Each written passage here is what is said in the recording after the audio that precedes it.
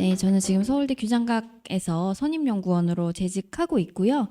박정희 정권기 시위 진압 체계 형성과 변화라는 제목으로 이제 박사 논문을 작성을 했고, 관련해서 시위 진압과 관련된 거의 모든 것들을 연구하고 있다고 생각하시면 됩니다. 그거는 이제 법제, 계엄이라던가 위수령, 그리고 경찰과 군, 그리고 이제 냉전, 미국의 세계 질서가 한국의 민주화운동 억압에 어떻게 미시적으로 영향을 미쳤는지, 특히나 이제 최루탄, 페퍼포그 이런 것들 위주로 제가 연구를 하고 있습니다. 그래서 일단 그 정도만 제 소개를 드리고 시작을 하도록 하겠습니다. 얼마 전에 PD수첩에서 용산의 장군들이라는 그 특별편을 방영을 한 적이 있었어요. 근데 이게 제가 굉장히 주의 깊게 봤는데 이 문제에 대해서 관심이 있으시면은 한번 보셔도 좋을 것 같아요. 그러니까 이게 이제 군 인사 전문가 분들이 이 계엄을 앞두고 어떻게 이제 군 인사가 이루어졌는지에 대해서 익명으로 인터뷰를 한 것들이 많이 들어있거든요. 그래서 이분이 그러니까 예비역 영관급 장교 C라고 하는 그 익명의 인물이 이제 나와서 인터뷰를 하시는데 이분 말씀으로는 2023년 9월에서 10월 가을 인사가 보통 있지 않습니까? 요 가을 인사에서부터 굉장히 이상한 일들이 벌어지기 시작했다. 그러니까 그 어떤 준비를 2023년 가을까지도 우리가 거슬러 올라갈 수 있을 것 같습니다. 그게 무슨 말이냐면 네, 이게 이제 12.3 내란 사태의 책임자들이죠. 잘 보이지는 않으실 것 같습니다만 어차피 다 이제 익숙한 인물들이기 때문에 아실 거라고 생각을 합니다. 이거는 지금 과거 이미지를 제가 가져왔기 때문에 뭐 구속이나 그런 상태는 좀 다를 수도 있습니다만 이게 군 쪽만 제가 이제 따로 뗀 거예요.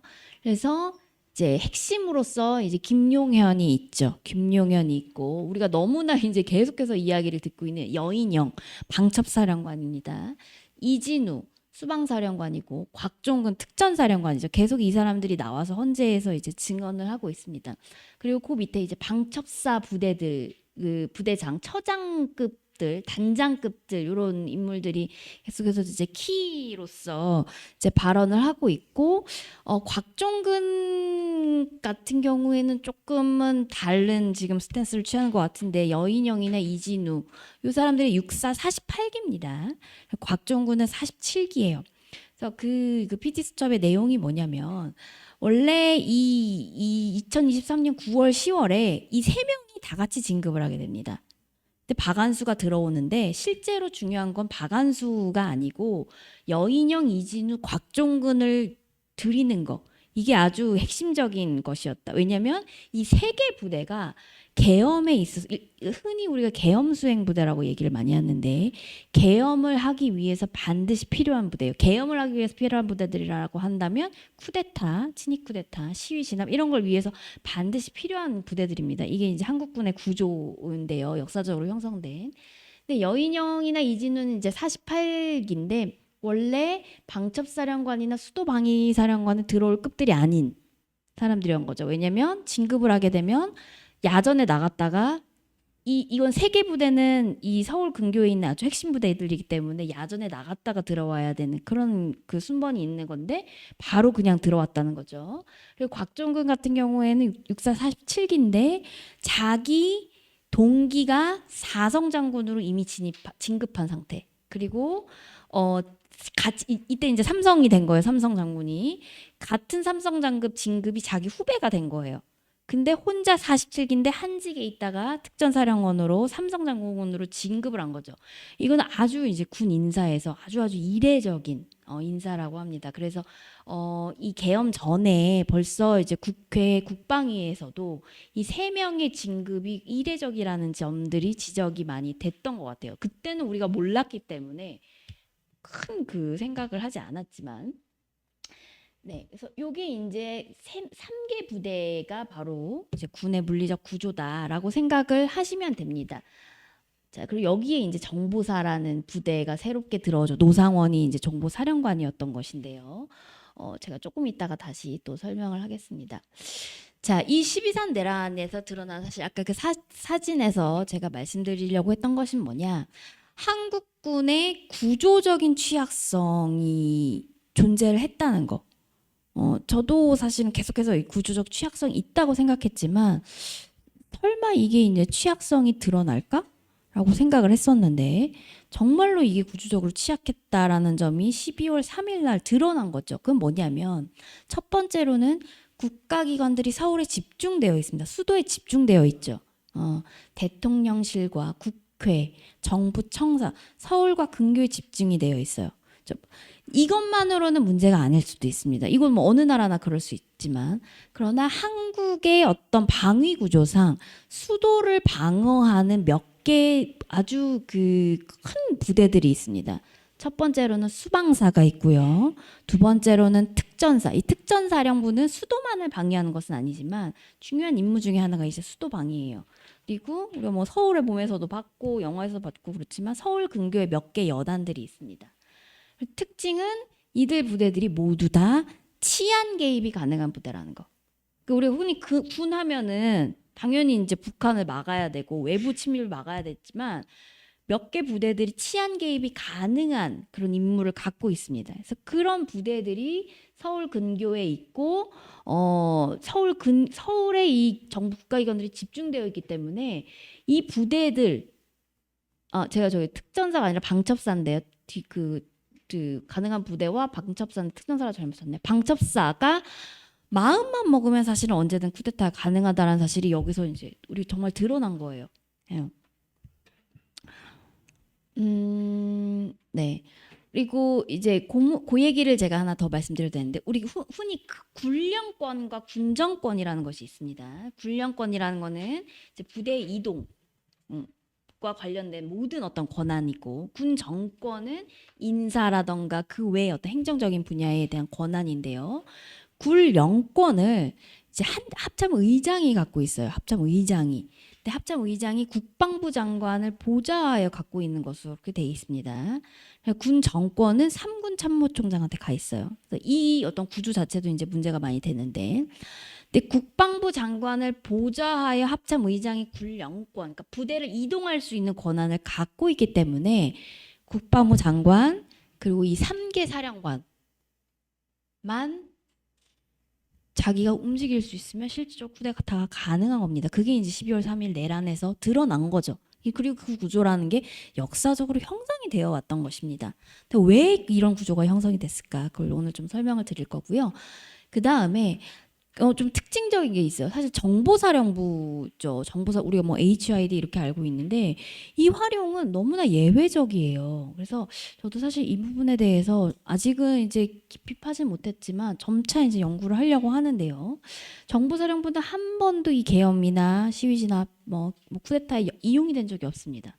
근데 이 12.3 내란의 특징은 정보사령부가 아주 광폭 행보를 벌였다는 것이죠.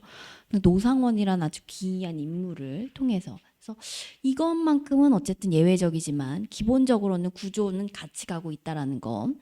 그다음에 두 번째로는 계엄법에 한계가 있다라는 점이 너무나 이제 명확하게 드러난 것이죠.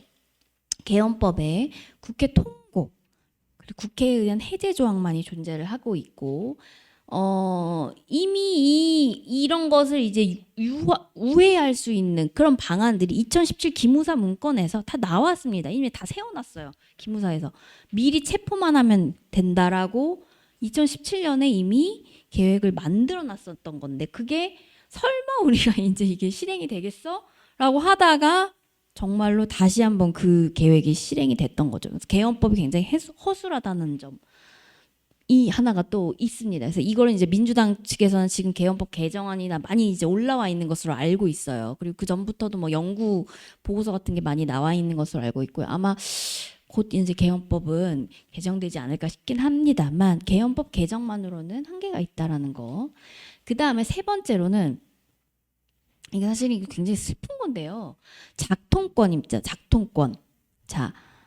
이거 이제 김종대 의원 아시죠? 전 의원. 김종대 전 의원이 지금 어디서 이제 많이 말씀을 하고 계신데 이게 원래 작통권이라는 거, 작전 통제권이라는 거를 한국전쟁 이후에 한국전쟁 때 뭐 조금 개념은 다릅니다만 어쨌든 한국전쟁 이후에 계속해서 유엔군 사령관 미군이 행사를 하고 있었죠. 그리고 94년에 평시 작통권만 한국 정부가 가져왔어요. 그래서 우리 어떤 한국의 가장 큰 수건이라고 해야 될까요? 그건 뭐냐면 전시 작동권까지 환수하는 거. 그래야 이제 자주 국방이 되는 거니까 그렇게 생각을 했던 건데 오히려 이게 평시 작동권을 한국 정부가 가져오게 되면서 이게 쿠데타에 취약해지는 너무나 이건 뭐라 해야 될까? 진짜 슬프다고 너무 슬픈 아이러니한 어떤 현상이 벌어진 겁니다. 물론 뭐 트럼프 정부가 들어왔기 때문에 또 이제 좀 상황은 달라졌지만 근데 왜 그러냐면 물론 미국이 군동원에 반대한 적은 없습니다. 항상 승인을 하고 오히려 장려를 했어요. 시위 진압 같은 경우에는. 그렇지만 친위 쿠데타, 쿠데타 아니면 친위 쿠데타에 대해서는 미국이 굉장히 경계를 했고 경계를 하다 보니까 한국 정부가 눈치를 볼 수밖에 없습니다. 사전에 알려야 되는 거예요. 그래서 부산 정치파동 지난 시간에 부산 정치파동은 말씀드렸던 걸로 아는데 부산 정치파동이나 1972년 유신이 친위 쿠데타였는데요. 사전에 다 말을 해놨어요. 하루나 이틀 전에. 예, 미국한테. 이번에는 말 안 했다가 막 구한민 대사가 막 노발대발하고 그랬던 것이죠. 다 이제 말을 해놓은 상태에서 친위 쿠데타가 이루어지는 거고 그러다 보니까 이제 한국군의 어떤 운용력이라는 게 아무래도 이제 제한을 받을 수밖에 없습니다. 작동권이 미국에게 가 있는 상황에서는. 근데 오히려 이게 평시 작동권을 한국 정부가 갖게 되면서 쿠데타에 좀 취약해졌다는 아주 딜레마, 서글픈 딜레마가 있는 것이죠. 이게 이제 첫 번째 사실 드러난 것이고요. 두 번째로는 군부 독재 시기 인식과 문건이 잔존하고 있다라는 점이 너무나 이제 잘 드러난 건데, 전 사실 굉장히 충격을 받았습니다. 왜냐면 지금 계엄 이후에 계엄 내란 어떤 주도 수괴라고 할 수 있는 뭐 윤석열이나 뭐 김용현, 여인영 이런 사람들이 계속해서 이야기하는 것이 무엇이냐? 계엄은 대통령의 비상대권이다. 비상대권이라는 것은 사법 심사를 받지 않는다. 이런 논리들을 얘기하고 있어요. 계속해서 아직도 이제 고수를 하고 있죠. 근데 이 논리라는 거는 현재 법학계에서는 당연히 받아들이지 않습니다만 유신 체제기에 유신을 만들면서 법 쪽에 군, 법무관 이런 쪽에서 프랑스 드골헌법이라든지 뭐 일본의 명치헌법이라든지 이런 거를 사례를 연구해서 발전시켰던 논리입니다. 그리고 이런 논리들이 뭐 군 자료가 민간에 완전히 공개되지 않기 때문에 잘 모르지만 아마 육사 법조계에서는 이 유신 헌법 그러니까 헌법학계에서도 이 논리들이 70년대 80년대까지 계속해서 통용이 되었단 말이에요. 군 육사 교육 과정에서도 아마 이런 식의 교육이 행해졌을 겁니다. 이런 게 이제 민주화 이후에도 존속이 되고 있다는 거죠. 어떤 사람들에게는. 김용인 같은 경우는 78년에 육사를 입교했고 윤석열 같은 경우는 79년에 서울대 법대 입학을 했어요. 그리고 알고 있기로는 법대 입학한 이후에 거의 이제 다른 공부를 그 이후에 이제 공부를 책을 읽지 않았다고 이제 보통 얘기하던데 뭔가 이런 논리가 이들의 무의식에 아주 뿌리 깊게 자리 잡고 있었다는 것이 사실은 너무나 놀라운 일이죠. 법정에서 얘기하고 있는 거 검찰 공소장에서도 나와 있는 것이 79년에 10월 27일 포고 1호가 있습니다. 이게 11.6 직후에 이제 발표된 포고. 이거는 제가 이 포고 링크들은 제가 오늘 드렸던 요 QR 코드가 들어가 있는 이게 있잖아요. 그래서 제가 이거는 어디다가 다른 곳에다가 제 계엄의 역사를 간단하게 서술하려고 웹에 이제 실은 건데요. 여기 보시면은 이 기사 포고 내용들을 다 확인하실 수 있습니다. 제가 링크로 다 달아놨거든요. 확인하실 수 있는데요. 10월 27일 포고 1호와 5월 17일 포고 10호를 모방했다라고 분석이 됐고 실제로 그렇게 했다고 얘기를 했습니다. 이 포고들은 다 법정에서 다 위헌 판결을 받은 거예요. 그럼에도 불구하고 군 내부에서 이런 문건들이 폐기가 되지 않고 계속해서 보존이 되어 있었다는 거. 이게 굉장히 충격적인 것이죠. 그리고 또 하나 이제 드러난 게 뭐냐면 추미애 의원실에서 그 12.3 직후에 방첩사의 계엄 사전 모의 문건이라고 해서 이제 공개를 한 것이 있습니다. 12월 며칠 날 이제 공개를 했었어요. 근데 이게 그 검찰 공소장에는 들어가 있지 않았다. 그렇게 인정하지 않았다고 나중에 보니까 그렇더라고요. 근데 어쨌든 방첩사에서 계엄 문건을 미리 만들어 놓은 게 있는데 이 문건에 보면 여기다 제가 이제 적어 놓은 건데요. 아주 특이한 구절을 저는 주목을 했어요. 그게 뭐냐면 선포 사례라고 해놓고 이거는 경비계엄 선포 사례고 이거는 비상계엄 선포 사례를 자기들이 이제 쭉 해놨거든요. 근데 이 용어를 보시면 4.19 학생 의거, 네. 제주 폭동, 여수 순천 반란 이렇게 규정이 되어 있습니다. 근데 이 용어는요. 지금은 아무도 이런 용어를 쓰지 않아요. 이미 이거에 대한 뭐 법적인 어떤 법적인 평가, 뭐 법도 다 이제 만들어지고 민주화 뭐 그 운동 뭐 기념관 뭐 이런 다 만들어졌기 때문에 이 용어 쓰지 않고 학계에서도 이런 용어를 쓰지 않습니다. 70년대 80년대까지 쓰였거든요. 근데 이 용어가 그대로 들어갔단 말이죠. 보면 2017년 기무사 문건도 그대로 이 용어를 사용하고 있습니다. 네. 그리고 이 용어들, 역사 용어, 물론 역사 인식도 이건 문제지만 뭐냐면 85년에 이제 제가 갖고 있는 자료 중에 하나가 육군본부가 발간한 계엄 요강 실무 지침이 있어요. 계엄 요강이 또 있거든요. 민주화 이전의 계엄 요강인데 여기서도 이런 용어들을 사용하고 있습니다. 그러니까 이 용어는 70년대, 80년대 군이나 아직 우리가 민주화가 되기 전에 사용되던 용어들인데 이 문건들이 자기들이 만들었던 요강, 뭐 교육 자료 폐기가 되지 않고 방첩사의 어떤 문서고에 있다가 이들이 꺼내서 계속해서 모방을 하고 활용을 한다는 거죠. 이건 굉장히 충격적인 사실입니다. 군에서 그런 어떤 절차가 없었다는 거예요. 과거 민주화 이전에 만들어진 문건들을 어떻게 할 것인가에 대해서. 그래서 결과적으로 12.3 내란 사태라는 거는 민주화 이후에 군의 민주화가 매우 불철저하게 이루어졌다는 사실을 드러낸다. 그러니까 뭐냐면 김영삼 정부 초기에 일부 하나의 인사들의 숙청에 머물렀다는 거죠. 제도적인 개혁이라던가 어떤 교육적인 개혁이라던가 그런 것들이 잘 되지 않았다. 문건도 마찬가지고요. 그러니까 뭔가 우리가 민주주의 질서에 정착, 자유주의 질서에 정착했기 때문에 쿠데타가 그동안 사실은 억제되어 왔던 것이지 실제로는 이것이 확고히 뿌리내지 못한다는 거. 근데 저는 그래서 어떤 생각까지 했냐면 이게 뭐 보통 우리가 이제 2차 세계대전 이후에 나치나 일본군은 완전히 해산이 됐고 나치군도 거의 이제 해산이 되다시피 했잖아요. 그리고 이제 다시 나토가 창설되면서 독일에서도 이제 재창설이 됐는데 물론 그거는 전쟁이라는 어마어마한 그리고 군사 점령이라는 게 있었기 때문에 그런 청산이 이루어질 수 있었던 것이지만 그런 수준 뭐까지는 아니지만 어쨌든 그와 비견할 만한 어떤 제도적인 개혁, 교육적 개혁들이 있었어야 되는데 사실 민주화 이후에 그걸 못했다라는 겁니다. 근데 우리가 극우 정치가 준동할 가능성이 지금 국내외적으로 너무나 높아지고 있기 때문에 일단 이걸 해야 된다라는 게 가장 시급한 과제라는 것이죠. 그래서 오늘 그러니까 좀 더 서론이 길었는데 이것들에 대해서 더 역사적으로 한번 오늘 좀 살펴보도록 하겠습니다.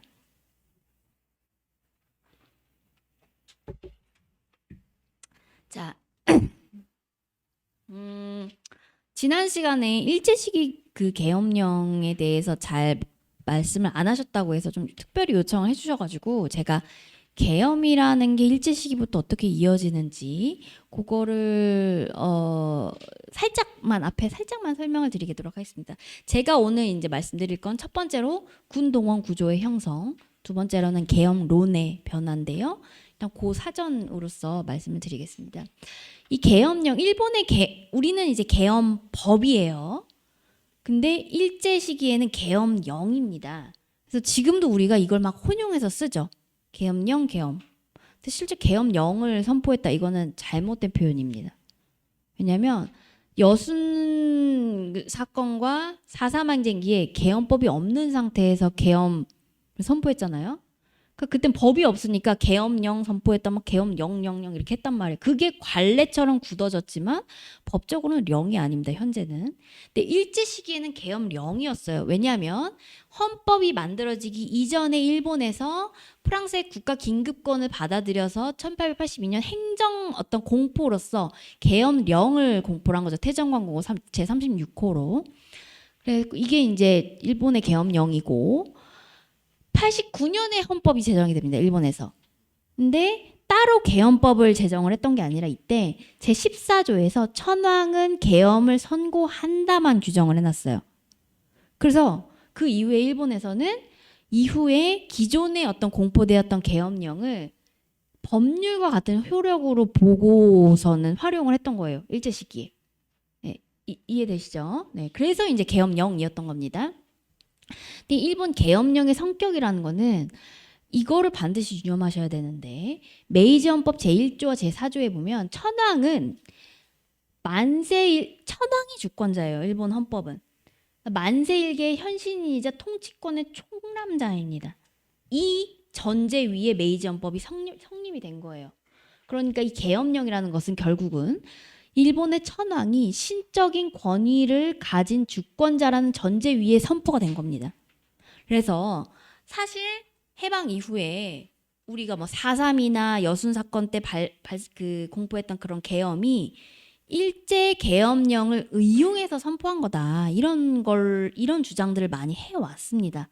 만 현재 법학계 의거는 그렇지 않다라는 게 일반적으로 합의가 되고 있습니다. 왜냐? 이미 미군 정기에 일본 일제 계엄이 선포된 적이 있었는데 그게 일제 계엄령에 의해서 선포된 게 아니에요. 미군의 마샬 로우에 의해서 선포가 된 것이고, 두 번째로는 일본 계엄령이라는 건 이 천황의 존재, 두 번째로 일본 군의 존재 위에서 성립된 것이기 때문에 계엄령은 효력을 벌써 해방과 동시에 상실했다라는 것이 법학계 일반적인 의견입니다. 그렇지만 어쨌든 이 계엄령은 일제 계엄령이 한국의 계엄법에 많이 들어와요. 기본적인 구조는 거의 같은데요. 뭐냐면 일제 계엄령은 임전지경, 이게 경비계엄으로 들어오게 됩니다. 우리나라에. 합의지경, 이게 비상계엄으로 그대로 들어와요. 그 조문이 거의 유사하거든요. 그래서 모방이 됩니다. 그래서 우리 한국의 계엄법의 모체가 일제시기 계엄령인데 다른 점은 뭐냐면, 이건 뭐 지난 시간에 잠깐 말씀하셨는지 모르겠는데 우리는 계엄법에 국회 통고 조항이 있고 국회의원에 의한 해제 조항이 있어요. 그리고 국회의원에 대한 불체포 특권을 인정을 하고 있거든요. 이건 여순 사건 때 그 경험에서 이제 여순 사건 때 이제 순천의 황두현 의원이라고 국회의원인데 체포가 되고 막 그 군법회의에서 엄청 고초를 겪은 거죠. 그래서 그거를 이제 그 경험을 반추 삼아서 이 계엄법을 만들 때 그런 국회의 어떤 통제 조항들을 넣은 것인데요. 그러니까 기본적인 뿌리는 일제 계엄령이지만 여순 사건 때의 경험이 반영이 돼서 현재 한국의 계엄법에 이 제정이 되었다. 이렇게 생각을 하시면 됩니다. 네. 그래서 본격적으로 이제 군동원에 대해서 설명을 드리겠습니다. 부산 정치파동까지 지난 시간에 했다고 듣긴 했는데 일단 좀 전사를 설명하기 위해서 간단하게 말씀을 드릴게요. 자, 우리의 원래 이제 군 구조는 어떠했는가 그거를 설명드리려고 하는 건데요. 1952년 5월 달에 이제 부산 정치파동이 이루어지죠. 근데 이때 군 부대가 얼마가 동원되었는지를 보면 헌병대 이계중대에서 200명이 동원이 돼요. 200명밖에 동원이 되지 않았습니다. 그래서 200명이 국회의원 통근버스 한 50명 정도 탔다고 그래요. 이거를 끌어가지고 그대로 헌병사령부로 가서 연금을 시켜버린 거거든요. 그러니까 200명밖에 동원을 안 했는데도 불구하고 계엄이 효력을 갖게 됐던 것이죠. 부산 정치파동기에. 근데 왜 이렇게 적은 병력을 동원할 수 있었던 것이냐면 이때 이 이승만은 육군 참모총장 이종찬이라는 인물에게 사단을 부산에 파견해라. 그러니까 전방에서 싸우고 있는 사단을 전선에서 부산에 후방으로 들어와라 이렇게 명령을 했지만 이종찬 장군이 거부를 해버립니다. 그래서 이종찬 장군이 어떤 군의 중립, 정치적 중립을 지킨 인물로 굉장히 많이 칭송을 받고는 해요. 근데 그거는 이제 그 인물의 특성이 그건 분명히 맞습니다만 이종찬 장군이 이렇게 할 수 있었던 배경이 있습니다. 어떻게 군 통수권자의 명령을 거부하겠어요? 사실은 불가능한 것인데 특히나 이때 전시 상황에서는 한국군이 이중의 권력 구조 하에 놓여 있었다는 거죠. 그건 뭐냐? 뭔지 아시겠죠? 이중의 권력 구조. 군 통수권, 대통령한테 군 통수권을 받고 있지만 유엔군 사령관한테 작전 지휘권 아래에 들어가 있었던 거예요. 그러니까 미군과 한국 정부 양쪽의 어떤 통제 권한하에 놓여 있었던 건데 이게 한국군이 아주 오랫동안 놓여 있었던 이중 권력 구조예요. 그래서 지금은 우리가 뭐 주한미군 사령관이 군 인사에 개입하고 있지 않잖아요. 근데 장면 정권기까지만 해도 군 어떤 사성 장군들, 대장급 누구를 할 것인가 다 이거를 논의를 합니다. 유엔군 사령관. 그 정도로 엄청나게 군에 많은 영향을 주고 있었습니다. 유엔군 사령관이. 그렇기 때문에 육군참모총장 이종찬이 자기 뒤 배경이 있는 것이죠. 유엔군 사령관이라는. 그래서 이걸 거부를 할 수 있었던 거고 그렇기 때문에 우리가 4월 혁명기에 보통 이제 군이 발포를 하지 않고 이승만 정부가 거리를 뒀단 말이에요. 제가 조금 이따 다시 설명드리겠지만 굉장히 경찰에 비해서 이제 국민의 편에 서는 그런 스탠스를 취하게 됩니다. 그러니까 정부의 말을 듣지 않은 거예요. 이게 어떻게 가능했나? 한국군이 오랫동안 양쪽의 그러니까 그 뭐냐? 정부와의 거리에 있어 일정한 자율성을 갖고 있었다. 그걸 미군이 그런 것을 부여했던 것이고 그 자율성 하에서 사실은 군부 쿠데타가 발생을 했던 거죠. 근데 어쨌든 이런 것들은 뭐냐? 무엇을 의미하냐? 친위 쿠데타에는 많은 병력이 필요하지 않다라는 점을 너무나 잘 보여줍니다. 200명 가지고도 쿠데타가 가능해요. 국회만 좌지우지할 수 있으면. 지금 윤석열이 계속 어떻게 200 몇 명 보내놓고서는 그게 무슨 내란이냐 이러잖아요. 5.17 때도 근데 그때는 이제 국회가 폐쇄 중이었단 말이에요. 그때도 100명 안 들어갔어요. 국회에. 그러니까 그렇게 많이 필요하지 않습니다. 친위 쿠데타라는 거는. 그걸 이제 잘 보여주고 이 계엄을 해제할 수 있는 아주 유일한 힘을 미국이 가졌다라는 점. 이것도 하나 의미라는 거죠. 이 미군이란 존재가 한국 군에게 굉장히 중요한 영향을 갖고 있다는 점을 보게 됩니다. 그래서 지난 시간에 혹시 그 말씀하셨나요? 이승만 제거하려고 하다가 실패했다거나 그런 얘기는 말씀을 안 하셨나요? 네. 네, 그래서 이것만 간단히 하면 제가 왜 이걸 설명드리냐면 이 미군의 영향력을 박정희 정부가 어떻게 극복해 나가는가를 나중에 말씀을 드릴 거거든요. 그걸 말씀드릴 건데요. 친위 쿠데타를 하니까 이게 전시잖아요. 그리고 명분이 뭐예요? 자유민주주의를 지키기 위해서 16개 연합군이 연합군을 결성해가지고 한국에 와서 싸우고 있는 거잖아요. 한국 전쟁 중이잖아요. 이거 사실은 미국으로서는 너무너무 곤란한 상황이죠. 그렇지 않습니까? 갑자기 자유민주주의 지키겠다고 와서 싸우는데 여기서 막 쿠데타가 일어나고 국회의원들 막 체포해버리고 이렇게 되니까 그래서 이거를 얼른 이제 해제를 하려고 합니다. 미국 주한미 대사나 유엔군 사령관은. 근데 이승만이 말을 안 들어요. 그래서 이제 그 이승만 에버레디 플랜이라고 있습니다. 이승만을 제거하는 계획까지 다 세워놓습니다. 자료도 있는데요. 간단하게 보여드리면 인터넷이 네. 인터넷이 잘 안 되네요. 네. 아쉽다. 네. 이거는 좀 보여드리면 좋은데. 근데 뭐냐면 어떤 계획이냐면 제가 이제 링크는 다 달아놨는데 이승만을 서울로 여기 부산이니까 임시 수도가 이승만을 서울로 불러내서 연금시킨다. 그리고 밑에 이종찬이나 자기 유엔군 사령관 말을 잘 듣는 장군들이 있단 말이에요. 이 사람들이 계엄을 승계하게 한다. 이런 계획을 다 세워놓습니다. 이 계획은 상비 계획이었어요. 50년대 내내. 이승만이 뭔가 좀 너무 심하다 하면은 언제든 제거할 수 있게끔 쿠데타를 일으키는 유엔군 사령부가. 근데 당시로서는 어쨌든 그렇게까지 하진 않습니다. 미국이. 왜냐면 이승만을 제거했을 때 이 사람을 대체할 만한 다른 인물을 찾기가 어렵다고 정치적으로 판단했기 때문에 그렇게는 하지 않거든요. 어쨌든 독재나 이승만의 그런 것들을 다 미국은 묵인을 했던 거죠.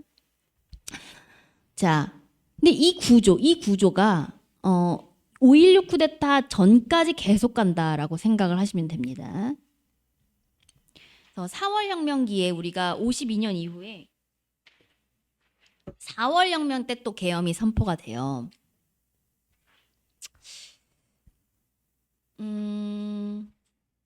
좀 인터넷이 안 돼서 조금 아쉬운데, 네. 4월 19일 날, 1960년 4월 19일이죠. 근데 물론 전국적으로 시위가 벌어지긴 했습니다만 서울에서 어마어마한 인원이 모였어요. 근데 이 인원은 이게 10만이 모였거든요. 당시 서울에. 근데 이게 이 정도 인원은 한 20년 동안 도심 시위가 이 정도 규모까지 뭐 부망쟁기까지 나타난 적이 없습니다. 근데 어마어마한 거예요. 그러니까 이 4월 19일 오전부터 이때는 이제 고등학교나 대학들이 다 강북에 있었잖아요. 그렇죠? 그러니까 그 뭐 서울대도 더 강북에 있고 다 강북에 있었고 고등학교도 다 그렇습니다. 강남 이전이 전이기 때문에. 그래서 도심으로 우리가 지금 흔히 알고 있는 광화문 앞에 항상 우리가 시위하는 거기로 다 모인 거예요. 오전에. 그러니까 오후 1시경이 되면 이 뭐 여러 자료들 뭐 미군 자료라던가 주한미 대사관 자료라든가 다 10만 정도로 추산을 하고 있어요. 시민과 학생들이 모여서 10만이 모였다. 그러니까 이게 도저히 이제 통제가 안 됐던 거고 경찰력으로는. 그래서 오후 1시에 경비계엄을 선포하고 5시에 비상계엄으로 변경을 합니다. 근데 이때 실제 계엄 선포 시각이 2시 30분이었어요. 근데 1시로 선포를 한 거예요. 소급해서 선포를 한 거죠. 이게 이제 네이버 지도에 네. 여기가 이제 4.19 최초 발포 현장이라 여기 표석도 있거든요. 아마 가보신 분들 많을 거예요. 여기 이제 청와대 앞이고요. 어딘가 하면 네. 여기가 청와대고 여기가 경복궁입니다. 보이시죠? 여기가 이제 궁정동 안가가 있었던 그 자리인데요. 여기가 이제 4.19 최초 발포 현장이죠. 그래서 원래 여기 이제 경무대가 있었어요. 이승만 대통령이 있는. 그래서 이제 뭐 제가 지도로 그냥 간단하게 설명드리면 맨날 강북에서 이제 학생들이 이쪽으로 이제 밀고 들어왔던 것이고 여기서 이렇게 이 경로로 시위대가 움직입니다. 경무대 가서 대통령이랑 말을 하겠다 이렇게 하면서 대화를 하겠다 이렇게 얘기를 하면서 밀고 들어오는데 여기 이제 저지 바리케이트가 다 있었어요. 3개 정도 있었거든요. 이렇게. 네, 여기가 이제 당시 전차 종점이었다고 합니다. 아마 기억하시는 분들도 있으실 텐데 저는 잘 모르는데 전차 종점에 있었는데 이 전차 종점에 바리케이트가 무너진 거죠. 이게 1시 30분입니다. 근데 이미 뭐 당연히 막고 있죠. 헌병대도 동원되고 해가지고 공포탄도 쏘고 최루탄도 쏘고 소방차로 살수하고 하는데 이게 이제 안 되는 거예요. 사람 너무 많으니까. 그래서 미리 이 조인 그 당시 치안국장, 경찰청장인 오늘날을 내무부 장관, 그다음에 대통령 비서실장, 경호실장 뭐 이런 사람들이 발포 명령을 내리는데 이게 1시 30분입니다. 쏴라라고 발포 명령을 내리고 그 자리에서 무차별 발포가 이루어져서 한 8명에서 그 자리에서 또 죽어요. 그 이후에 시내 곳곳에서 이 무차별 발포 명령이 내려져서 시내 곳곳에서 그 발포가 이루어지거든요. 그래서 그날 하루만 경찰에 의해서 서울에서 104명이 죽었습니다. 전국적으로 123명이 사망했어요. 이거는 이런 어떤 시민의 사망 수치 시위 과정에서 그 5.18 항쟁기 전까지는 없었습니다. 근데 경찰이 발포를 했던 거죠 이때는. 자, 근데 왜 그러면 발포를 1시로 했겠습니까? 무차별로 발포를 하라고 했으니까 이 이승만 정부의 그 인사들이 고위 인사들이 계엄을 발포 전후로 소급해서 선포를 한 거예요. 왜 그랬을까요? 인식이 있는 거죠. 한국전쟁기까지 4.3 여순 이 사람 다 알잖아요. 한국전쟁기까지 계엄이라는 거는 사람을 마음대로 죽여도 되는 법령이었고 효과를 냈단 말이에요. 물론 계엄법에 그런 규정이 당연히 없습니다만 전쟁을 이미 겪은 지 얼마 안 된 상태였기 때문에 그런 인식하에서 계엄을 소급해서 선포한 거예요. 계엄, 자기들의 발포 명령에 대한 법적 근거를 부여하기 위해서. 네.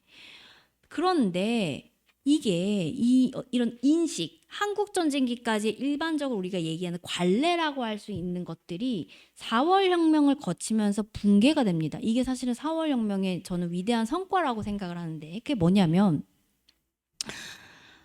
발포 명령을 하고 난 다음에 이승만 정부가 붕괴를 해버렸잖아요. 이게 당시 사람들한테 발포라는 건 곧 정부의 붕괴를 야기할 수도 있는 엄청난 거다라는 인식을 갖게 되게 합니다. 이걸 누가 갖게 되냐면 더더군다나 누가 갖게 되냐면 미국이 갖게 돼요. 왜 미국이 갖는 게 중요할까요? 군의 작전 통제권을 유엔군 사령관이 갖고 있기 때문에 작전 통제권을 해제해줘야 군을 동원할 수가 있어요. 한국 정부가. 그래서 다 작전 통제권 해제해주거든요. 해제해줄 때 얘기를 하게 됩니다. 그 이후에 계속. 발포를 하지 말라. 발포에 대한 상의를 사전에 해요. 그런 자료들을 제가 이제 몇 개 찾았거든요. 물론 다 찾지는 못했지만 이게 또 중요하고 나중에 이제 11.6 났을 때 11.6 그 김재규 재판 기록 같은 걸 보면 물론 이제 그 자리에 이제 그 김재규의 증언이기 때문에 뭐 모르겠습니다만 박정희가 그 자리에서 11.6 당시 그런 얘기 했다고 하죠. 뭐 차지철이 그때 뭐 캄보디아에서는 뭐 100만 200만이 죽었는데 사람들 더 나오면 뭐 총 쏘면 되지 않습니까? 탱크로 밀어버리면 된다. 이러니까 박정희가 4.19 때는 조인구나 이런 쫑진기 같은 내무부 장관급이 발포 명령을 했으니까 그 사람들이 나중에 사형을 당했지만 내가 발포 명령을 내리면 나를 어떻게 하겠냐 이런 말을 했다고 해요. 근데 이거는 되게 잔인하지만 생각해보면 이 발포 명령이라는 게 얼마나 심각한가라는 거를 이들도 다 알고 있었다는 거죠. 이게 4월 혁명의 경험입니다. 이승만 정부가 붕괴를 했고 그 발포했던 경찰관들이 나중에 다 사법적으로 처리를 받아요. 그리고 고위 관계자들도 법정에서도 물론 이제 이게 처리 과정이 좀 복잡해서 말씀드리기 어렵지만 어쨌든 계엄이 생사 여탈권을 가진다, 정당화가 된다라는 것들이 사법적으로 전혀 받아들여지지 않게 됩니다. 한국 정부기까지의 관례가 붕괴한 거죠. 그거는 어느 정도 한국 사회가 내전 상황에서 벗어나서 이제 시민이 등장했기 때문에 이들이 이제 시민 더 이상 빨갱이나 적이 아니라 이들이 시민이라는 인식이 이제 생겨났던 겁니다. 자, 그런데 이때 재미있는 거는 계엄포고가 선포가 돼요. 선포가 되고 이 계엄포고는 그 계엄포고라는 거는 그냥 그 자리에서 만드는 게 아니에요. 지금 우리가 잘 보지만 이전에 있던 걸 갖다 쓰는 거거든요. 한국전쟁기까지의 계엄포고를 갖다 쓰는 거예요. 그럼 보면 보통은 집회 해산, 5개 집회 불허, 휴교. 왜냐면 학생들이 시위했기 때문에 이거는 새롭게 드러난 겁니다. 4월 혁명기. 요번에 없었죠. 그래서 뭐 대학의 뭐 역할이 변화했다 이런 얘기도 있는데 항상 계엄 때는 등교가 중지가 되는데 요번에는 그런 말이 없었어요. 그래서 사회가 변화했다는 걸 보여주는 거고 통행 금지, 보도의 사전 검열. 그래서 이 4월 혁명기나 보면 이게 신문을 만들고 그날 새벽에 계엄사령부에서 다 검열을 받거든요. 지워진 흔적들이 보입니다. 당시 신문들을 보면 유언비어 날조 금지. 그 다음에 중요한 거는 영장주의가 폐지가 돼요. 즉석에서 체포할 수 있고 즉석에서 구금할 수 있고 바로 군법회의에 넘겨집니다. 이게 사실은 계엄의 무시무시한 점인데 이런 어떤 포고들이 내려지고 의법화 엄중 처단한다라는 문구가 들어가게 됩니다. 어쩌면 이게 군이 굉장히 유화적인 어떤 조치를 취한 계엄이었음에도 불구하고 이런 문구가 들어갔다라는 거죠. 근데 그 이후에 이제 군에서 이런 것들을 이제 군이 아까 제가 말씀드렸듯이 정치적으로 거리를 뒀단 말이에요. 이승만 정부가 일부러 뭔가 이제 좀 안 돼 위태위태해 보이니까 거리를 두면서 군이 영장 없이 체포 구금한다라는 그 조항을 취소를 하고 내란 외환죄를 제외하고는 일반 법원에서 관할을 하고 그때 당시 송효창 계엄사령관이 발포를 또 금지하게 됩니다. 진짜 아이러니한 건데 송효창 계엄사령관이 제주 4.3 계엄사령관이었거든요. 그때는 막 직결 처분을 했는데 그때 자기 정치적으로 또 판단을 한 거죠. 그래서 계엄인 곧 직결 처분이라는 인식과 논리는 이때 이제 변화를 하게 되는데요. 자, 근데 이 군동원 구조는 아까 그 52년과 거의 동일합니다. 그러니까 뭐냐면 그때 이 52년에는 헌병대만 동원을 했단 말이에요. 200명. 근데 여기는 뭐 서울에 10만 명이 나왔기 때문에 이것만으로는 200명으로는 당연히 이 시위대를 어떻게 할 수가 없습니다. 그래서 대규모 부대가 필요한데 당시에 그 서울 지역에 이게 좀 약간 흐릿해서 잘 안 보이시지만 제가 말로 설명해 드릴게요. 당시 이제 한국군의 구조라는 게 한국전쟁 이후에 어떻게 형성이 되어 있냐면 지금은 이제 70년대 이후에 조금 변했지만 기본 구조는 비슷하거든요. 이게 DMZ예요. DMZ. 보이시죠? 여기 아마 이제 그 여기 남성분들은 다 많이 아시겠지만 여기가 이제 1군입니다. 여기가 이제 우리가 흔히 말하는 전방이죠. 야전사단들이 있는 북한에 대비한 이렇게 이제 편성이 되어 있고 여기가 2군 후방입니다. 네, 후방이에요. 1군 사령부가 원주에 있고 2군 사령부는 대구에 있어요. 그리고 여기가 이제 미 1군단 지금은 다 빠졌죠. 1군단이. 그리고 여기에 뭐가 있냐면 해병대 우리 한국군 해병대 그리고 제1공수단이 있어요. 제1공수단 지금 특전사의 김포거든요. 특전사의 전신인 제1공수단이 있었습니다. 자, 그런데 이때 이 서울 지역의 경비를 맡은 부대들이 이거 조금 복잡한데 들어주세요. 서울 지역의 경비를 맡은 경비 임무를 맡은 부대들이 있었어요. 한국전쟁 이후에. 그게 뭐냐면 영등포에 있는 육광구 사령부가 있습니다. 육광구 사령부. 그리고 부평에 있는 33 예비사단이 있었고 수색, 고양, 지금의 수색이죠. 그때는 고양이었는데 네, 지금은 수색이에요. 수색에 있는 30 예비사단이 있었어요. 이해되세요? 네. 그런 사단들이 있는데 이런 사단들을 동원을 안 한 거예요. 움직이지 않습니다. 왜냐하면 육광구 사령부나 30이나 33 예비사단들이 전투력이 무장력이 거의 없어요. 예비사단이기 때문에 뭐 장비도 없고 뭐 훈련병도 별로 없고 실병력이 없단 말이에요. 한마디로 실병력이 없었습니다. 이 서울 지역의 경비를 맡은 부대들이. 그러니까 4월 혁명기, 5.16 혁명기까지만 해도 서울 근교의 경비를 맡을 부대의 실병력이 없었다는 거예요. 지금이랑 완전히 다른 구조인 거죠. 그래서 이제 야전사단, 이 전방에 있는 사단을 빼서 동원을 하게 됩니다. 전방에 있는 야전사단들을. 이 구조가 이제 바뀌어지는 거고. 재밌는 거는 미국이 그렇게 유화적인, 그러니까 미국이 뭔가 이 4월 혁명기 어떤 시위 진압을 위한 군 동원에는 어떤 스탠스를 취했는가. 재미있는 거는 이때 유엔군 사령관이 매그루더라는 인물이었는데요. 매그루더가 없었어요. 한국에. 하와이에 가 있었거든요. 근데 그래서 대리가 그걸 맡고 있었습니다. 그 유엔군 사령관을. 근데 작통권을 한국 정부가 승인을 요청하자마자 15분 만에 해제가 돼요. 작통권을 우리 시위 진압할 때니까 군 좀 빼달라. 15분 만에 바로 거의 자동적으로 해제가 되거든요. 나중에 이제 이게 도대체 어떻게 된 거냐. 이 워싱턴이나 다른 뭐 호주 나라 여러 나라들이 문의를 하니까 매그루더가 이미 자기 하와이 가기 전에 얘기를 해놓고 간 거예요. 지금 3월부터 계속 시위가 있었잖아요. 3.15 그 이후부터. 그러니까 시위가 있으면 일단 이제 미군은 제일 목적이 뭐냐? 한국의 안정입니다. 안정. 이 안정이라는 건 시위를 진압하는 거예요. 시위를 진압해야 되니까 군을 빼달라.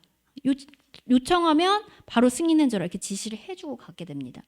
이해되시죠? 그러니까 시위 진압을 위한 군 동원은 미국은 반대한 적이 없다. 네. 자, 그런데요, 이 5.16 쿠데타가 났어요. 그리고 그 이후에 이 구조가 많이 변화하게 됩니다. 무슨 말이냐면, 자, 5.16 쿠데타 때 어떤 부대들이 동원이 됐는지 제가 말씀을 드릴게요.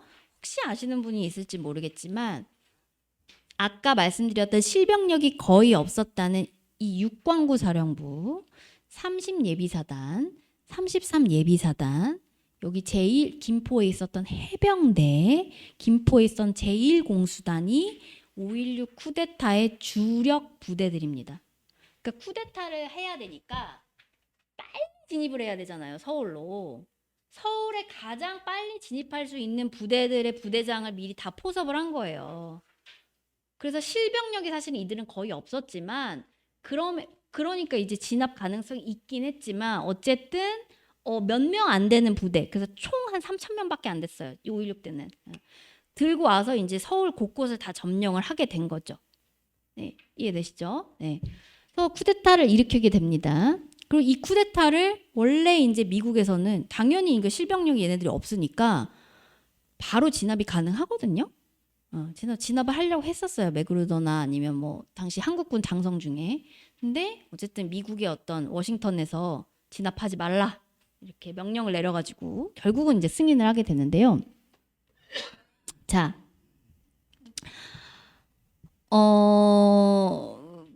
그렇게까지 하고 5.16 쿠데타의 계엄 때 어떤 일이 벌어졌는지 잠깐 설명하겠습니다. 5.16 때는 이 계엄사령부가 설치가 되긴 합니다만 이 쿠데타 주도 세력들이 군사혁명위원회라는 걸 자기들이 먼저 만들어요. 예. 그래서 군사혁명위원회 포고라는 걸로 계엄사 포고가 대체가 되거든요. 그래서 보면 재밌는 거는 이때는 이런 말이 들어갑니다.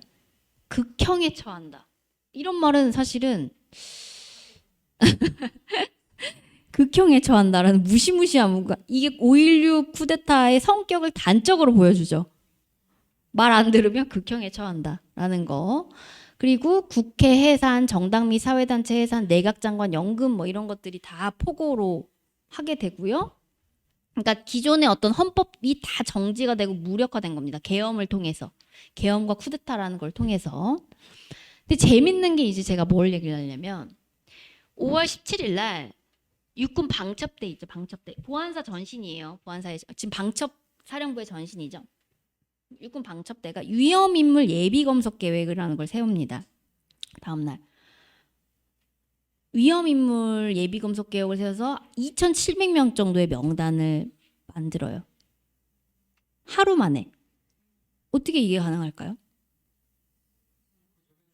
네. 이미 방첩사는 지금도 저는 사실은 모르겠습니다. 뭐 알려지진 않았어요. 이 명단이 한국전쟁기부터 계속 내려오거든요. 기관별로 공유가 되고 그래서 과거사위나 이런 데서 이제 많이 이제 발굴이 됐는데요. 한국전쟁기에 이들이 이 방첩대가 육군 방첩대가 뭐 부역자 총살이라든지 뭐 보도연맹원 뭐 이런 민간인 학살에 많이 관여를 했단 말이에요. 이미 다 명단이 다 만들어져 있습니다. 경찰도 공유하고 있고 검찰도 공유하고 있는데 방첩대가 중요한 역할을 했어요. 전시니까. 자기들이 명단을 갖고 있었던 것이고 거기에 플러스 4월 혁명 이후에 여기 혁신정당 여튼 통일운동을 했던 사람들이 있습니다. 통일운동. 그러니까 과거의 좌익들이었거나 과거의 좌익들이 주로 이제 통일운동을 했거든요. 이런 사람들 명단을 자기들이 쫙 갖고 있었던 것이죠. 한 2,700명 정도 바로 예비검속. 예비검속은 법적 근거가 없습니다. 그럼에도 그냥 계엄 때니까 그냥 해버리는 거거든요. 이번에도 노상원이 했잖아요. 예비검속 계획을 세웠잖아요. 근데 어쨌든 예비검속해서 일부는 풀려났지만 그 중에 주로 이제 그 4월 혁명기 통일운동을 했던 사람들, 민주화운동 했던 사람들, 통일운동이 아니고 그냥 뭐 교원 노조 활동을 했던 사람들, 이런 사람들이 군법회의에 넘겨져서 수년간 징역을 살게 됩니다. 이게 계엄의 효과예요. 방첩대가 미리 예비검속을 하고 군법회의는 일반 사법심사랑은 다르게 매우 가혹하죠. 가혹하게 처벌을 당하는 거. 사회의 어떤 극렬 반국가 세력을 사전에 체포하는 것. 이게 이제 계엄의 효과인데요. 이게 이제 5.16 쿠데타 때 일어나고 그 이후에도 계속해서 이제 비슷하게 관찰이 됩니다. 네. 근데 이 5.16 쿠데타 이후에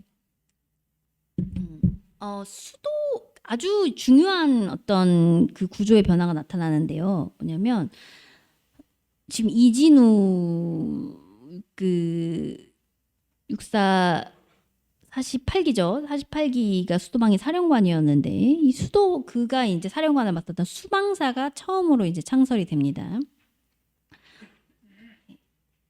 그래서 이게 왜 중요하냐? 아까 제가 말씀드렸어요. 한국군에 대한 모든 작동권은 유엔군 사령관이 갖고 있다.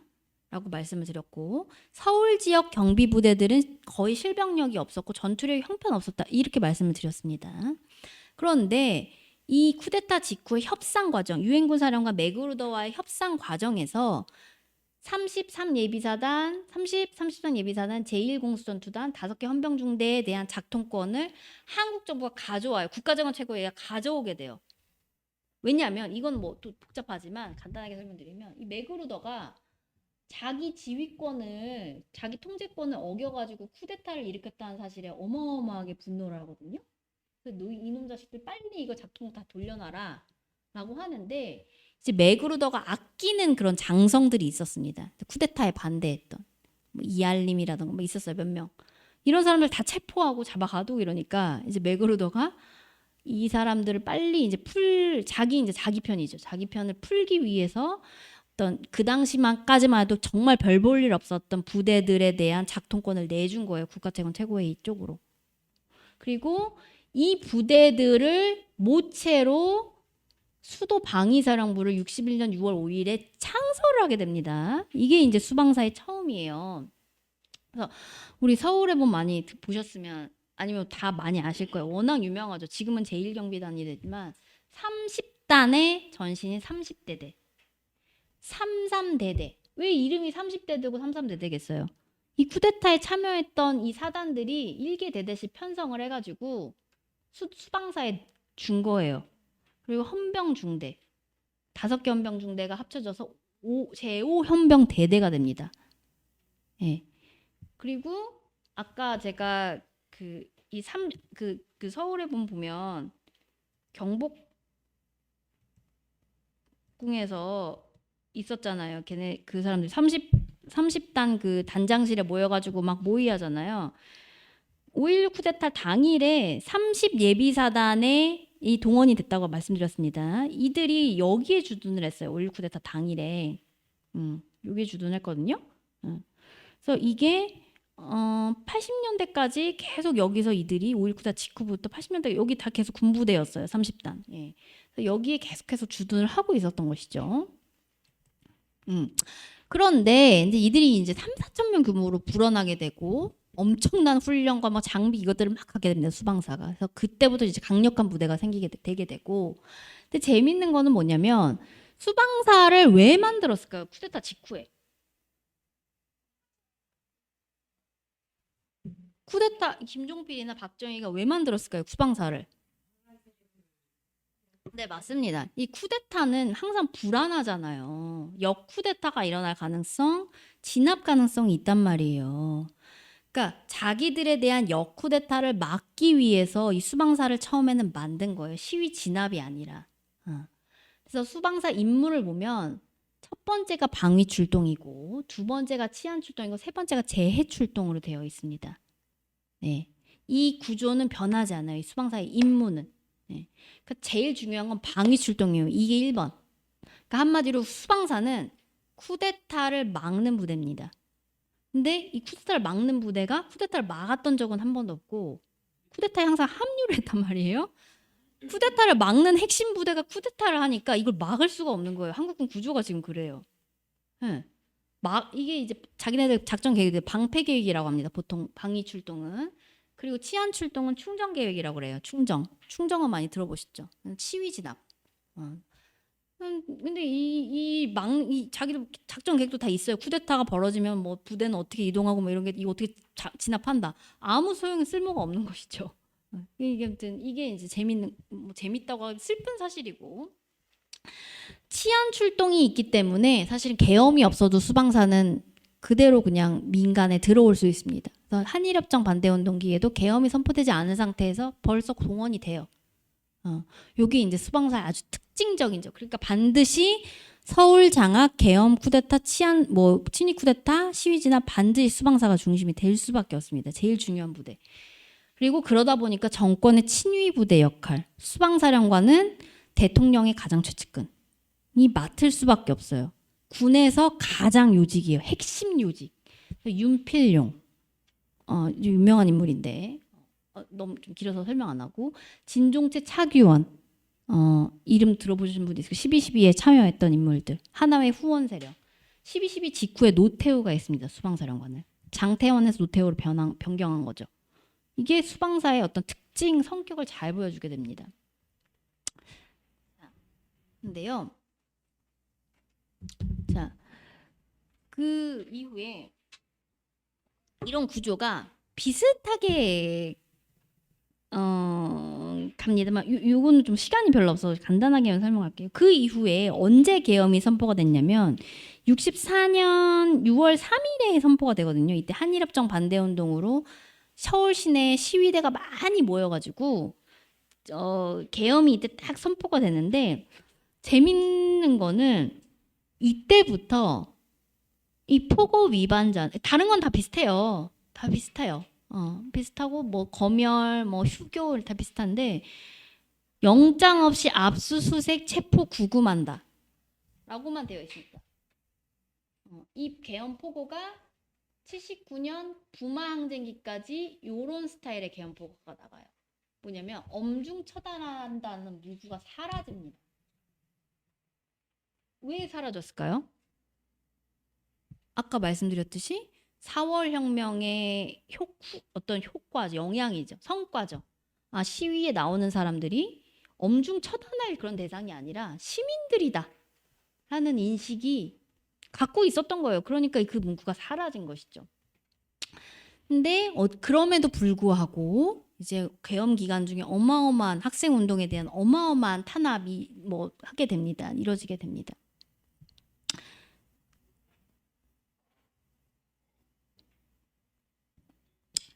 근데 사실 이 6.3 계엄도 뭐 그동안은 그런 분석이 많이 없긴 했지만 선포 요건에 맞지 않았어요. 한국의 계엄은 단 한 번도 선포 요건을 충족한 적이 없습니다. 왜냐면 49년 계엄법이 81년에 개정이 됐거든요.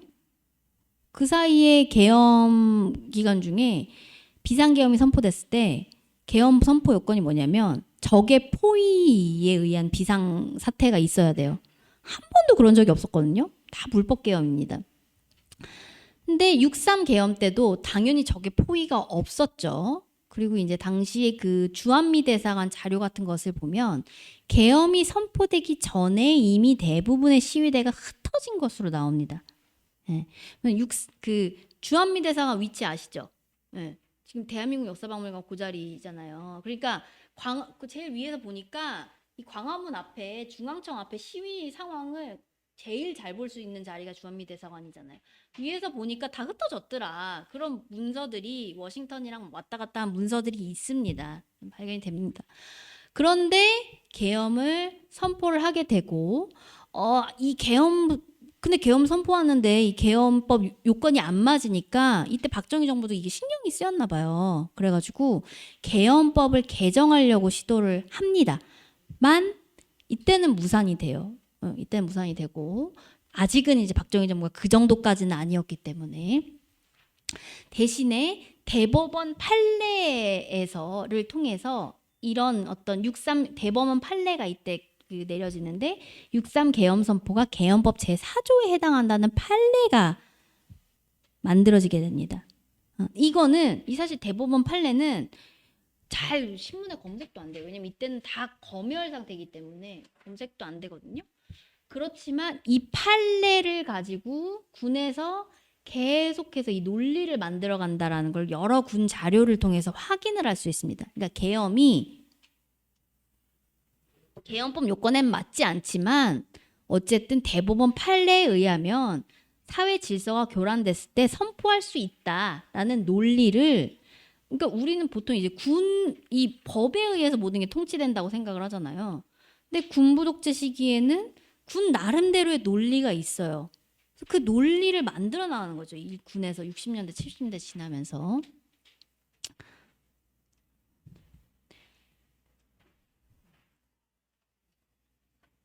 그리고 이 63 항쟁기에 우리가 이제 그 수방사가 이제 수경사로 이때 잠깐 이름을 바꾸는데 그 효과 5.16 쿠데타 이후에 작동권을 한국 정부가 갖고 오게 된 것이 어떤 효과를 갖고 있는지를 63 때 벌써 이게 나게 됩니다. 뭐냐면 물론 이때는 이 수방사가 계엄군의 주축으로 활약을 하게 돼요. 이때 보면 물론 이제 야전사단들이 이때 많이 동원됐기 때문에 그 정도까지는 아니지만 주축으로 이게 활용이 되게 됩니다. 시작되거든요. 요게 점점 더 이제 확대되게 됩니다. 좀 넘어가고요. 요걸 자료를 하나 보여드릴게요. 아까 제가 말씀드렸죠. 4월 혁명의 효과라는 게 무엇이었는가 말씀드렸습니다. 유엔군 사령부, 미국이 그걸 신경 쓰게 됐다라는 건데요. 이거는 이제 그 아웃고잉 텔레그램이라고 해서 국무부가 주한미 대사관, 서울에 있는 주한미 대사관에게 보내는 전문이에요. 언제적 전문이냐면 64년 4월 21일의 전문입니다. 네. 그러니까 6월 3일 날 계엄이 선포가 됐잖아요. 그 전에 미리 미국이랑 협의를 해놓고 있었던 상황이었어요. 박정희 정부가. 근데 이 빨간색으로 이게 보이시죠? 빨간색. 여기 이게 뭐냐면 해석을 해서 제가 이렇게 해놓은 건데 시위 진압에 군 동원은 오케이. 한일협정은 체결돼야 되는 거니까 군 동원해라. 근데 대신에 유엔군 사령관이 개입되어 있기 때문에 유혈 사태와 잔혹 행위를 피해야 한다는 점이 매우 중요하다. 라고 특별히 지침을 내려보내게 됩니다. 네. 그러니까 군이 동원되었음에도 불구하고 오랫동안 발포가 억제되어 왔던 배경을 이런 문서를 통해서 우리가 확인을 할 수가 있어요. 네, 그런데요. 이제 그러면 도대체 우리가 또 계엄하면 특전사인데 특전 여단인데 얘네들은 언제 어떤 역할을 했던 거지? 요거를 이제 말씀을 드릴게요. 자, 아까 설명드렸듯이 이 63 때도 계일 공수전투단이 나오거든요. 특전사의 전신인데요. 몇 명인가요? 386명밖에 안 됩니다. 이때 부대 규모가 김포에 있었는데 400명에서 600명 사이예요. 그러니까 실질적으로 의미가 없어요. 이 부대는 69년까지, 68년까지 특전사라는 건 부대 규모가 너무 작기 때문에. 근데 작동권은 한국 정부한테 있긴 한데 부대 규모가 너무 작았어요. 근데 이 부대가 1.21 사태 이후에 급격하게 확대가 됩니다. 그거는 1.21 사태 이후에 박정희 정부가 대간첩 부대를 여러 개를 만들거든요. 그 중에 주축이 특전사였어요. 그래서 처음에 목적은 1.21 사태 때 이제 북한에서 김신조 일당이 내려오고 간첩 침투가 이뤄지고 이러니까 간첩 난파를 저지하기 위한 정말로 대간첩 부대로 만들어졌습니다. 특전사가. 그리고 왜 특전사를 확대했냐? 당시 이제 박정희 정부는 사실은 공군력이라던가 해군력 이런 거를 키우려고 했는데 미국은 미국한테 돈을 받아야 되잖아요. 근데 돈이 많이 든단 말이에요. 그렇죠? 그래서 상대적으로 특전사를 키우는 게 더 쌉니다. 왜냐면 특전사는 사람이 중요하지 장비는 경장비예요. 네. 그래서 특전사가 엄청나게 확대가 되는데 1969년 그 70년이 되면 69년 70년이 되면 한 600명에 불과했던 특수전 부대가 6,000명에서 7,000명 규모로 확대가 됩니다. 작동권이 미국한테 가지 않는 부대가 6,000명에서 7,000명 규모로 확대가 된 거예요.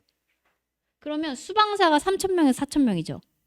특전사랑 벌써 1970년에 특전사랑 수방사를 합하면 10,000명이에요.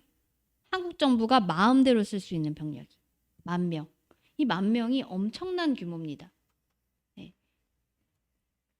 그리고 이 특전사의 임무는 이 70년대 초반에 어떤 그 임무 자료를 보면 중앙기동타격대라는 임무를 갖고 있어요. 중앙기동타격대. 이게 무슨 임무일까요? 중앙기동타격대. 원래 이제 부대는 관할 지역이 다 있잖아요. 그렇죠? 수방사는 서울이 관할이고 야전사는 자기 관할 지역이 다 있죠. 예비사단도 그렇고. 근데 특전사는 관할 구역이 없어요. 필요한 곳에 이렇게 보내는 거거든요. 필요한 곳에 언제든 마음대로 파견할 수 있는 부대가 특전사입니다. 치안에 개입할 수도 있고. 그래서 이런 부대들이 1977년이 되면 무려 14,000명으로 확대가 되죠. 근데 1970년대는 대간첩 작전 자체가 있기는 있습니다만 북한이 간첩 난파를 더 이상 하지 않아요. 70년대가 되면 북한이 대남 전략을 변경하기 때문에. 그래서 사실은 74년이나 77년에 그럼에도 불구하고 어마어마하게 이제 이게 확대가 되는 건데요. 왜 이렇게 확대를 했을까? 특전사라는 부대를. 간첩이 난파되지 않았는데. 대간첩 작전의 필요가 별로 없는데. 그거는 유신체제 유지, 사회 억압 이걸 위해서 이렇게 확대되었다. 그리고 이제 이게 단지 이제 추정이 아니라 제가 뭐 몇몇 이제 군 당시 장소 내부에서 이제 장성급을 했던 인물들 이제 만나봤는데 그분들 이제 하나회는 아니에요. 그분들은 그러니까 하나회 약간 비판적인 분들이었는데 내부에서도 뭐 이렇게까지 확대를 할 필요가 없는데 왜 저렇게 확대를 하냐 이런 인식들이 내부에서도 있었다고 합니다. 특전사 확대에 대해서. 그러니까 이 특수전사랑 수방사 특전사라는 게 유신체제 유지 군을 통한 사회 억압을 위해 어마어마하게 70년대 확대가 된 거예요. 거의 2만 명 규모로. 네, 그래서 수방사와 특전사는 군의 핵심 보직으로 70년대 후반에 대부분 하나회 인사들이 여기에 들어가게 됩니다. 왜냐하면 특전사도 서울 근교에 몇 개가 있었어요. 그러니까 당시 이제 군의 보직은 뭐냐면 서울이랑 가까워야 돼. 야전이 아니라. 그래야 이제 중앙 정치에 왔다 갔다 할 수 있단 말이에요. 대부분 하나회 인사들이 들어가 있어요. 특전사에. 물론 이제 12.12 때 정병주 특전사령관은 예외지만 그 밑에 공수특전 여단장들은 우리가 서울에서 봤듯이 다 하나회 출신들이란 말이에요. 근데 박정희가 일부러 이거를 이제 묵인을 해준 거죠. 왜냐하면 군을 자기가 장악하기 위해서. 그래서 유신체제 유지와 사회 억압을 위해 이 부대들이 어마어마하게 비대화가 되고 박정희 사후에 쿠데타를 일으키게 됩니다. 이 부대들이. 어쩌면 이거 유신체제가 만들어낸 필연적인 귀결이었다라고 생각을 할 수도 있어요. 자, 그래서 요거를 먼저 설명드리겠습니다. 그래서 이게 이제 72년도 유신 계엄 때 서울 지역의 군 동원을 제가 이제 육군본부 자료에서 가져온 거예요. 보면 이 방금 제가 말씀드린 그 구조가 72년 친위 쿠데타 때부터 굉장히 중요한 역할을 했다는 걸 바로 확인을 하실 수 있습니다. 보세요. 수방사 이것도 수방사입니다. 서울 지역에 7,000명, 8,000명 정도가 동원이 됐거든요. 8,000명 정도가. 근데 수방사랑 1350수 특전사예요. 얘네들만 동원해서 친위 쿠데타를 일으키게 된 거죠. 이 구조가 유신 쿠데타 구조고 12.3 내란 구조입니다. 그대로 이어져요. 근데 이것들이 물론 특전사 같은 경우엔 대간첩 부대로 먼저 만들어졌지만 유신을 거치면서 이런 부대의 성격을 갖게 되는 것이죠.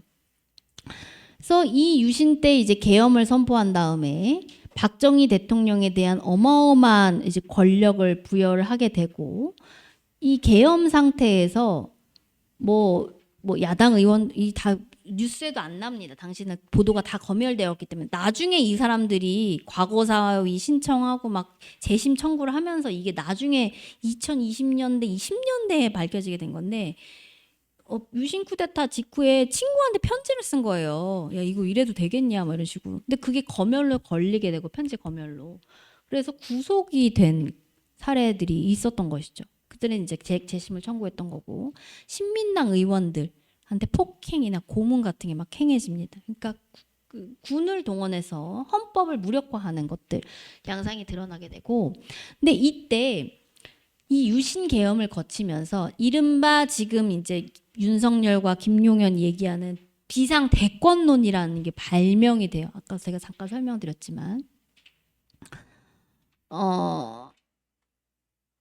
이게 사실은 이게 논자마다 유신 헌법을 만드는데 기여했다고 우리가 보는 몇 명이 있거든요. 일단은 김기춘이라는 인물이 있어요. 법무부 과장이었는데 이 사람이 있고, 유신 헌법을 만드는데 헌법학자들의 도움이 필요하잖아요. 이 헌법학자 몇 명이 있습니다. 이 사람들이 나중에 회고를 하는데 다 자기 역할을 막 되게 축소해서 회고를 해요. 그래서 명확하진 않아요. 유신 헌법을 도대체 어떻게 만들었나. 근데 어쨌든 종합을 해보면 71년부터 이제 김기춘이나 이런 사람들이 프랑스나 스페인, 대만 이런 데를 돌아다니면서 자료를 많이 수집을 했다고 합니다. 한 1년 정도 자료 수집을 했다고요. 그래서 이 비상 대권을 줄 수 있는 법안을 다 수집을 하게 되고 72년도에 이 헌법을 만들거든요. 나중에 이제 김기춘이 유신 직후에 그 유신 헌법을 우리가 어떻게 만들었나, 왜 이게 다른 나라에도 다 이런 게 있다라고 하면서 설명을 한 그런 자료들이 있어요. 보면 드골 헌법을 직접 참조했다고 자기가 밝힙니다. 드골 헌법이 가장 유신 헌법과 유사하다라고 밝히는데 밝히고, 이런 어떤 논리, 비상대권, 대통령에게 비상대권을 줘야 하고 이게 반드시 필요하고 다른 나라도 다 있고 이 비상대권은 사법심사를 받지 않는다는 이런 그런 논리가 유신 헌법학계, 법학계와 군 등에서 계속해서 재생산이 되거든요.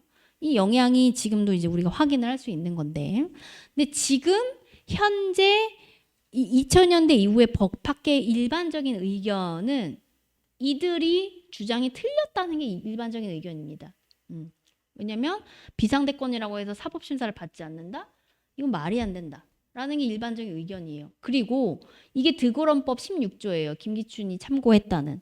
이걸 읽어보셔도 유신헌법은 이 드골헌법, 그러니까 전 세계에 존재한 어떠한 비상대권법보다 더 그것을 초월하는 것이 유신헌법입니다. 법조항을 비교를 해보시면 아실 수 있어요. 여기서는 이제 드골헌법 같은 의회는 당연히 수집되고 해산되지 않고 이 통제장치가 다 있단 말이에요. 이 비상대권에 대한.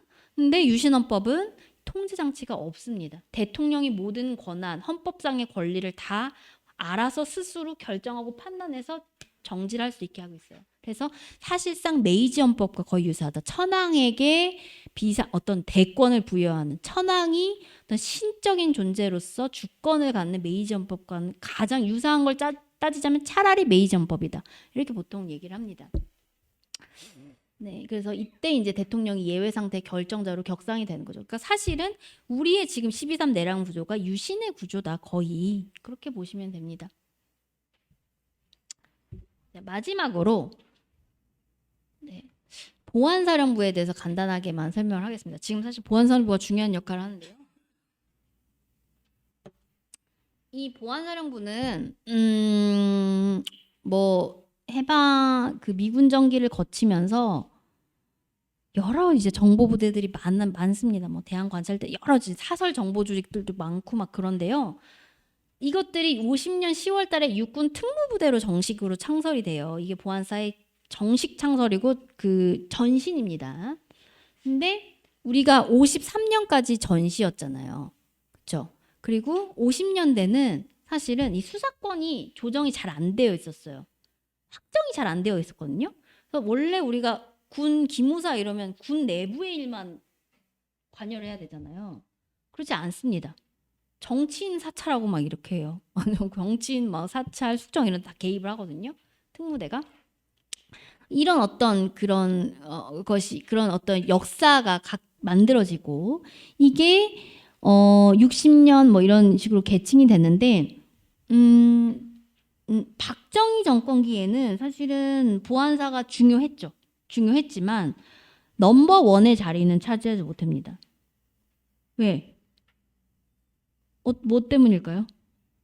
박정희 정권기에는 더 중요한 기구가 있었죠. 중앙정보부라는 기구가 있었기 때문에 이 기구에 항상 견제를 받아요. 근데 박정희 대통령의 통치 스타일이 뭐냐면 이렇게 EJ 시키는 스타일이거든요. 그래서 중정, 보안사 이런 사람들을 계속 이제 견제를 시키게 하는 그런 스타일인데 2인자를 인정하지 않고 77년에 원래는 육군 보안사령부였고 3군이 다 정보 부대가 있었는데 국군 보안사령부로 계층이 돼요. 이게 지금 지금 현재 이제 방첩사의 뿌리입니다. 가장 이제 직접적인 뿌리죠.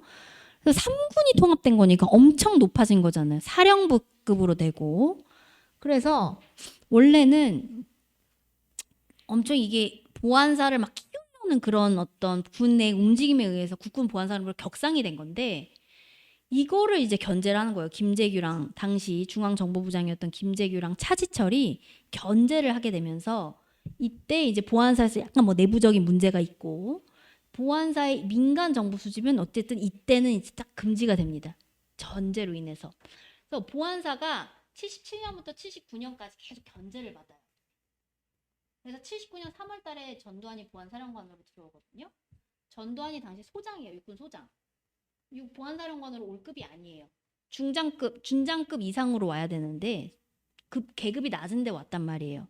왜 이렇게 올 수 있었는가? 당시 보안사가 굉장히 이제 견제를 받고 있었기 때문에 한계급 낮은 전두환이 들어올 수 있었던 거죠. 그리고 차지철과의 또 관계가 좋습니다. 전두환이. 네. 그렇기 때문에 들어올 수 있었던 거고 79년 3월부터 보안사령관을 역임을 했던 게 이제 우리가 알고 있는 오늘날의 어떤 역사의 과정이 되는 건데요. 근데 왜 이 보안사는 사실은 실병력 막 이게 정보 부대이기 때문에 실병력이 많은 거는 아닙니다만 왜 이제 계엄이나 내란이나 쿠데타에 왜 중요하냐?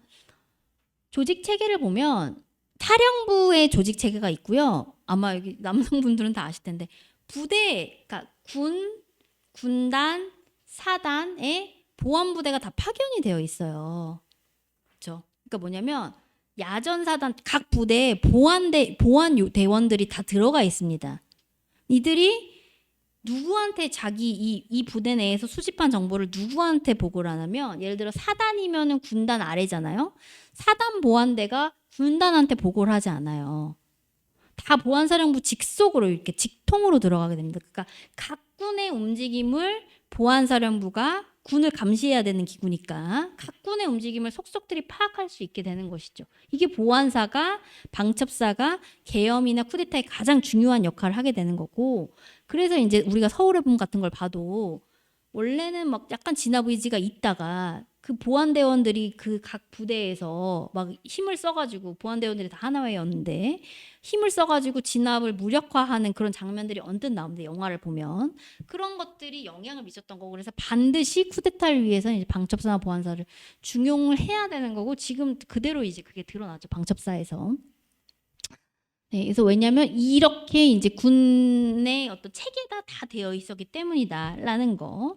근데 이 보안사가 그러니까 여기까지만 제가 설명을 할게요. 보안사가 근데 왜 어떻게 이 전두환과 보안사가 12.12를 일으킬 수 있었지? 전두환이 뭐 계급도 그렇게 높지 않았고, 뭐 물론 이제 장성이었지만 소장급이었고,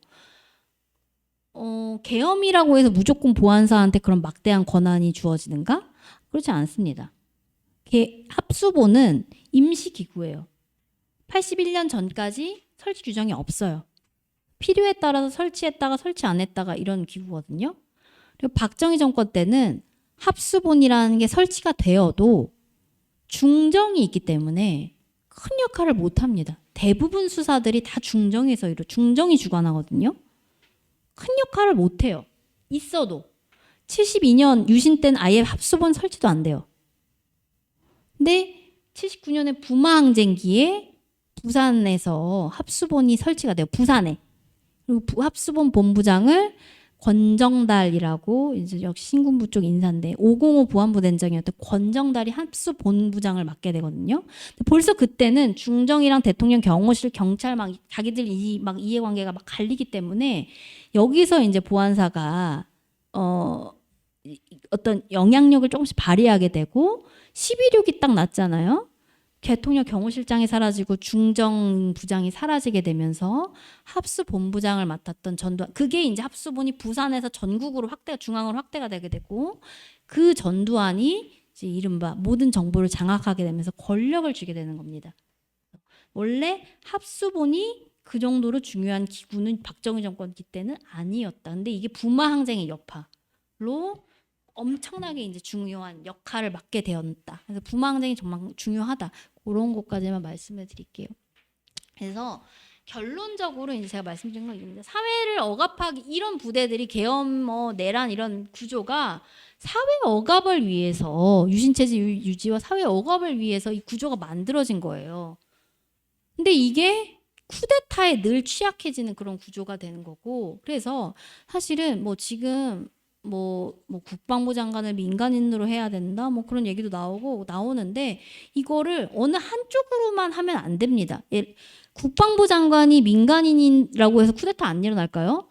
장면 정권기에 민간인이었어요. 국방부 장관이 5.16 쿠데타 일어났거든요. 그것만으로 되는 게 아니라 아주 여러 가지 차원의 섬세한 제도적인 설계가 저는 필요하다고 봐요. 하나로만은 안 된다. 굉장히 섬세한 체험이 필요하고, 교육과정, 지금 우리 군 내에 어떤 문건들이 잔존되고 있고 교육 같은 게 계속해서 재교육이 이루어질 필요가 있다는 거를 이번 12.3 내란이 너무나 잘 보여줬다라는 거. 아직 유신 체제에 만들어졌던 그 뿌리가 청산되지 않았다라는 거를 우리가 이제 알게 되고, 이거를 이제 우리가 사회 1차 목표로 삼아야 되지 않을까라는 정도로 결론을 내리고 마무리하겠습니다. 네, 감사합니다.